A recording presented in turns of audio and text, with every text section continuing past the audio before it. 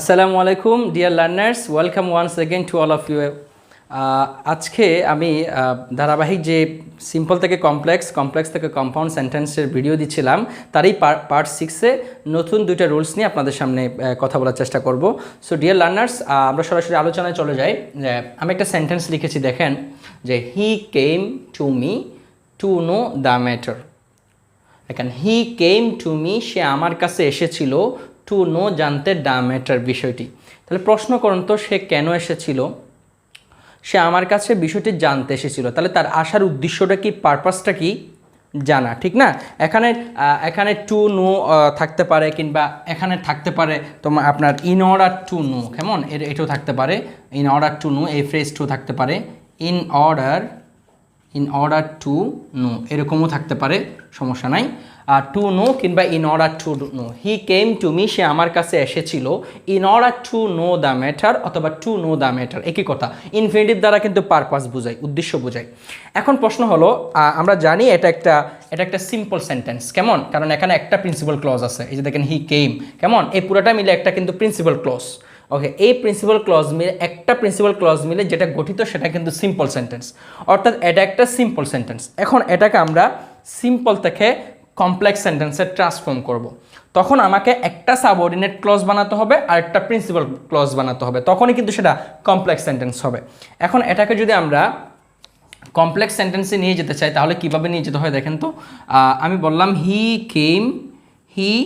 কেম, সে এসেছিল, to me আমার কাছে, সে আমার কাছে এসেছিল। কেন এসেছিল? এই যে পারপাস বোঝানোর জন্য কিন্তু subordinate clause marker so that নিয়ে আসতে হয়, সো দ্যাট। আবার দেখেন, আমরা কিন্তু পার্ট 1-এ পড়েছিলাম so dot dot that two. এখন কিন্তু সো ডট ডট দ্যাট না, অর্থাৎ সো দ্যাট এটার মাঝখানে আগে একটা অ্যাডজেক্টিভ অথবা অ্যাডভার্ব বসছে। এখন কিন্তু সো দ্যাটের মাঝখানে কোনো কিছু বসে না এবং বসবেও না, ঠিক আছে? এটা সো দ্যাট মানে যাতে।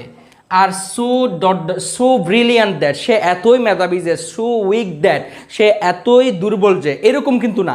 এটা সোর মাঝখানে কিন্তু কোনো অ্যাডজেক্টিভ অথবা অ্যাডভার্ব নেই, এটা শব্দটাই একটা, কেমন?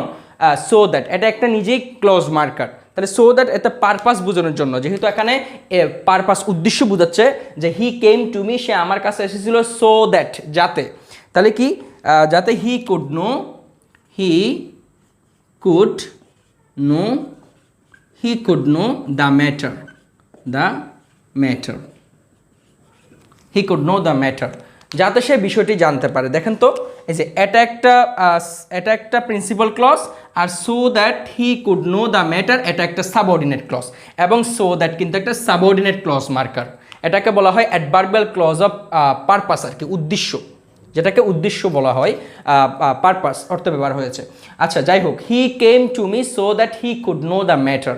দেখেন, সে আমার কাছে এসেছিল যাতে সে বিষয়টি জানতে পারতো।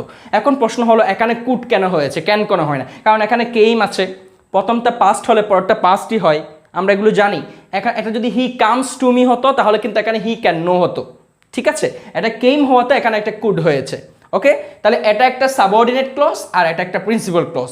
একটা সাবঅর্ডিনেট ক্লজ, একটা প্রিন্সিপাল ক্লজ মিলে যেটা গঠিত হয় সেটাই কিন্তু কমপ্লেক্স সেন্টেন্স।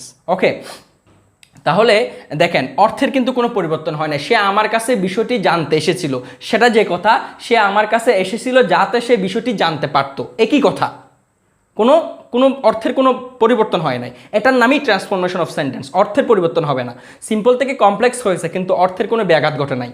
ওকে, এখন এই সেন্টেন্সটাকে আমরা কম্পাউন্ড সেন্টেন্সে ট্রান্সফর্ম করব। তাহলে কম্পাউন্ড সেন্টেন্সে যখন আমরা নিয়ে যাব, আমরা কিন্তু জানি কম্পাউন্ড সেন্টেন্সে দুইটাই প্রিন্সিপাল ক্লজ, কোনো সাবঅর্ডিনেট ক্লজ থাকবে না। ওকে, তাহলে এখন আমরা দেখি, এটাকে আমরা প্রথমে দুইটা প্রিন্সিপাল ক্লজ নেই। হি কেম টু মি, এটা একটা প্রিন্সিপাল ক্লজ, এতটুকু নিলাম। হি কেম টু মি অ্যান্ড সে কেন এসেছিল? হি কেম টু মি, সে আমার কাছে এসেছিল, অ্যান্ড আমি একটা নিচ থেকে একটা ভার্ব নিয়ে আসলাম যে হি ওয়ান্টেড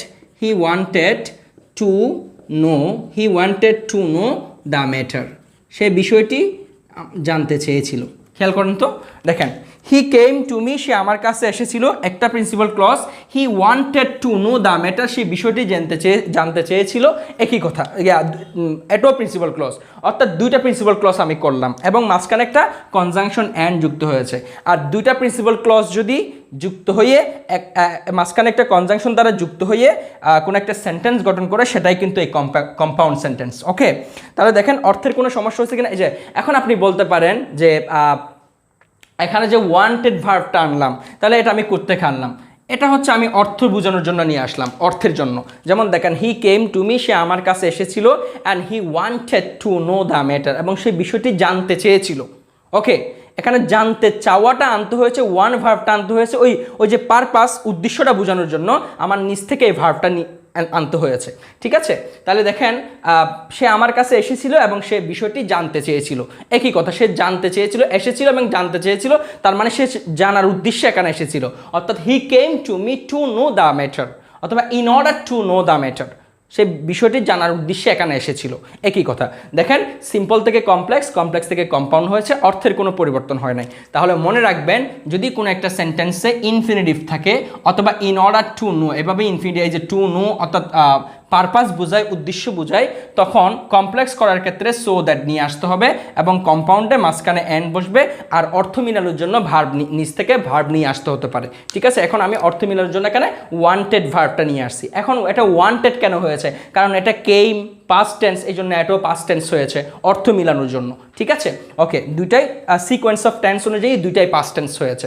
ওকে, তাহলে আমরা এই একটা সেন্টেন্সকে তিনটা সেন্টেন্সে ট্রান্সফর্ম করার মাধ্যমে মূলত 6টা ট্রান্সফরমেশন অফ সেন্টেন্স শিখেছি। কেউ যদি আপনাকে এই সেন্টেন্সটা দেয়, বলে কম্পাউন্ড করতে, এভাবে কম্পাউন্ড করতে হবে, কিংবা এই সেন্টেন্সটা দিল, বলছে এটাকে সিম্পল করতে, তাহলে এভাবে সিম্পল করতে হবে। আবার কেউ এই সেন্টেন্সটা দিল কমপ্লেক্সটা, বলে যদি এটাকে কম্পাউন্ড করে এভাবে কম্পাউন্ড করতে হবে, কিংবা বলে সিম্পল করো, তাহলে এভাবে সিম্পল করতে হবে। একই জিনিস, একটা নিয়ম যদি আপনি কোনোভাবে শিখে ফেলতে পারেন, একটাকে যদি তিনটাতে ট্রান্সফর্ম করার নিয়ম আপনি শিখে ফেলতে পারেন, তাহলে কিন্তু এটাকে আপনি আপনার ইচ্ছে মতো ঘোরাতে পারবেন। ওকে, সো ডিয়ার লার্নার্স, এখন আমরা আরও একটা এক্সাম্পল দেখব। ডিয়ার লার্নার্স, আমরা এই এক্সাম্পলটা দেখি। হি ওয়েক আপ মানে সে জেগে উঠলো, at the time of raining, বৃষ্টি হওয়ার সময়, মানে বৃষ্টির সময় সে জেগে উঠলো। আমরা জানি এটা কিন্তু একটা সিম্পল সেন্টেন্স, কারণ এখানে একটা সাবজেক্ট, একটা ফাইনাইট ভার্ব। ঠিক আছে, তাহলে এটা একটা সিম্পল সেন্টেন্স। একটা প্রিন্সিপাল ক্লজ নিয়ে যে সেন্টেন্সটা গঠিত হয় সেটা কিন্তু একটা সিম্পল। এখন এখানে একটা শব্দ আছে, দেখেন, অ্যাট দ্য টাইম অফ। এই যে অ্যাট দ্য টাইম অফ, এটা একটা ফ্রেজ। ওকে, এই অ্যাট দ্য টাইম অফ দ্বারা কিন্তু একটা সময় বোঝাচ্ছে। ঠিক আছে, তাহলে এটা তো একটা সিম্পল সেন্টেন্স। এই সিম্পল থেকে আমরা কিভাবে কমপ্লেক্স করব এটাকে আমরা কমপ্লেক্স করতে পারি। দেখেন, প্রথমে আমি কমপ্লেক্স করার সময় এই সেন্টেন্সটাকে ভেঙে একটা প্রিন্সিপাল ক্লজ, একটা সাবঅর্ডিনেট ক্লজ করতে হবে।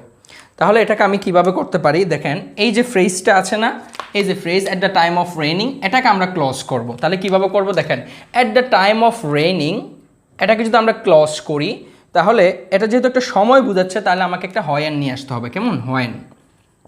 হয়েন যখন, এবং হয়েন একটা সাবঅর্ডিনেট ক্লজ মার্কার। হয়েন একটা সাবজেক্ট নিয়ে আসতে পারি ইট। হয়েন ইট ওয়াজ রেইনিং, যখন বৃষ্টি হচ্ছিল। হয়েন ইট ওয়াজ রেইনিং। দেখেন তো, এই যে এখন এটা একটা কি বলে, এটা একটা ক্লজ মার্কার হয়েছে কিনা দেখেন তো।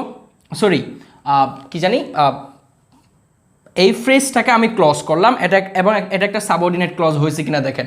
এই যে হয়েন কিন্তু একটা সাবঅর্ডিনেট ক্লজ মার্কার। ঠিক আছে, হয়েন ইট ওয়াজ রেইনিং, তার মানে এটা একটা সাবঅর্ডিনেট ক্লজ। এখন এই ক্লজটা বসাই দিলেই হয়ে যাবে আমার। হয়েন ইট ওয়াজ রেইনিং, যখন বৃষ্টি হচ্ছিল। হি ওয়েক আপ, সে জেগে উঠলো। হ্যাঁ, ওয়েক আপ বা ওক আপ মানে সে জেগে উঠেছিল। তাহলে দেখেন তো, হি ওক আপ, যে জেগে উঠলো, at the time of raining, বৃষ্টির সময় সে জেগে উঠেছিল, সেটা যে কথা। হয়েন ইট ওয়াজ রেইনিং, যখন বৃষ্টি হচ্ছিল। হি ওক আপ, সে জেগে উঠলো, একই কথা। দেখেন, দুইটাই কিন্তু প্রিন্সিপাল ক্লজ। এই যে এটো একটা প্রিন্সিপাল ক্লজ, এটো একটা principal clause, sorry subordinate clause. একটা সাবঅর্ডিনেট ক্লজ আর একটা প্রিন্সিপাল ক্লজ মিলে যে সেন্টেন্সটা গঠিত হয়, সেটাই কিন্তু একটা কমপ্লেক্স সেন্টেন্স। অর্থাৎ আমি এই ফ্রেজটাকে ভেঙে ক্লজ করলাম, এবং সেটা কোন ক্লজ? Subordinate clause. আর আমরা জানি সাবঅর্ডিনেট ক্লজ ছাড়া কখনো কমপ্লেক্স সেন্টেন্স হতে পারে না। ঠিক আছে, এই জন্য আমি নিচ থেকে হয়েন নিয়ে আসলাম। ঠিক আছে, দেখেন, অর্থের কোনো পরিবর্তন হয় নাই, দুইটার সেম অর্থ। এখন কেউ যদি আপনাকে এই সেন্টেন্সটা দেয়, when it was raining he woke up, তাহলে এটাকে যদি সিম্পল করতে বলে তাহলে হি woke up at the time of raining, এভাবে আপনাকে সিম্পল করতে হবে। ওকে, এখন এই কমপ্লেক্স সেন্টেন্সটাকে আমরা কম্পাউন্ড সেন্টেন্সে ট্রান্সফর্ম করব, কম্পাউন্ড সেন্টেন্স করব।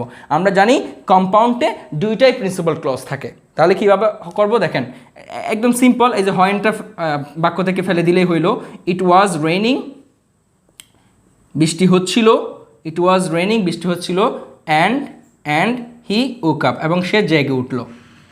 ঠিক আছে, বৃষ্টি হচ্ছিল এবং সে জেগে উঠল। দেখেন এটো একটা প্রিন্সিপাল ক্লজ, এটো একটা প্রিন্সিপাল ক্লজ, দুইটা প্রিন্সিপাল ক্লজ অ্যান্ড দ্বারা যুক্ত হয়েছে, এটাই আসলে একটা কম্পাউন্ড সেন্টেন্স। দেখেন অর্থের কোনো সমস্যা হয় নাই। ঠিক আছে, অর্থাৎ এই কমপ্লেক্স সেন্টেন্সের সাবঅর্ডিনেট ক্লজ মার্কার যেটা রয়েছে সেটা বাদ দিয়ে দিলেই কিন্তু হয়ে যায়, মাঝখানে একটা অ্যান্ড কনজাংশন যুক্ত করলেই সেটা কিন্তু একটা কমপ্লেক্স সেন্টেন্স হয়ে যায়। আশা করি আপনারা বুঝতে পেরেছেন, খুব বেশি প্রবলেম হবে না। তাহলে এভাবে মূল বিষয়টা, সিম্পল কমপ্লেক্স কম্পাউন্ড সেন্টেন্সের মূল বিষয়টা হলো আসলে সিম্পল সেন্টেন্সে একটা প্রিন্সিপাল ক্লজ থাকে, আর কমপ্লেক্স সেন্টেন্সে একটা সাবঅর্ডিনেট একটা প্রিন্সিপাল ক্লজ থাকে, আর কম্পাউন্ড সেন্টেন্সে দুইটা প্রিন্সিপাল ক্লজ কনজাংশন দ্বারা যুক্ত হয়। এটাই হলো বেসিক থিম। এই জিনিসটা যদি আপনার কাছে কনসেপ্টে ক্লিয়ার হয়ে যায়, আপনি একটা বাক্যকে ইচ্ছা মতো ট্রান্সফর্ম করতে পারবেন অর্থ ঠিক রেখে। ঠিক আছে, কোনো সমস্যা হবে না। এখন আমরা আরও একটা এক্সাম্পল দেখব। ডিয়ার লার্নার্স, আমরা এই এক্সাম্পলটা এখানে দেখি যে he came here at 4। He came here, সে এখানে এসেছিল অ্যাট 4, অর্থাৎ মানে যখন 4টা বাজে তখন সে এখানে এসেছিল। অ্যাট 4 মানে এখানে টাইম বুঝাইছে। ওকে, তাহলে আমরা জানি এটা কিন্তু একটা সিম্পল সেন্টেন্স। ওকে, এটা একটা সিম্পল সেন্টেন্স।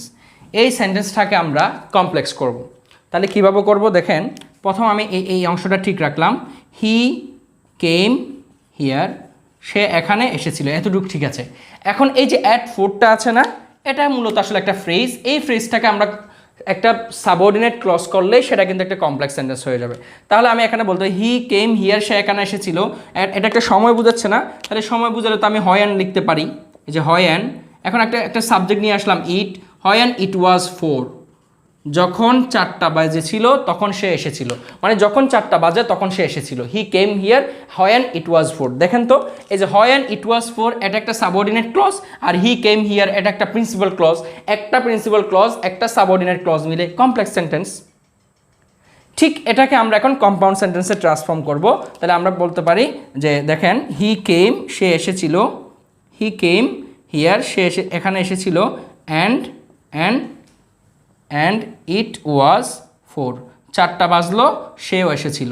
ঠিক আছে, অ্যান্ড ইট ওয়াজ 4। এই যে দেখেন, আমরা জানি এটা একটা সাবঅর্ডিনেট ক্লজ মার্কার, আর কম্পাউন্ড সেন্টেন্সে কোনো সাবঅর্ডিনেট ক্লজ থাকে না, প্রিন্সিপাল ক্লজ থাকে। এই যে দুইটাকে প্রিন্সিপাল ক্লজ করে মাঝখানে একটা কনজাংশন অ্যান্ড যুক্ত করে দিলেই এটা কমপ্লেক্স থেকে কম্পাউন্ড সেন্টেন্স হয়ে যাবে। খুব সিম্পল, খুব সিম্পল, সহজ একটা এক্সাম্পল। আশা করি আপনারা বুঝতে পেরেছেন। ডিয়ার লার্নার্স, আমি আজকে পার্ট 6-এ টোটাল 3টা সেন্টেন্স দিয়ে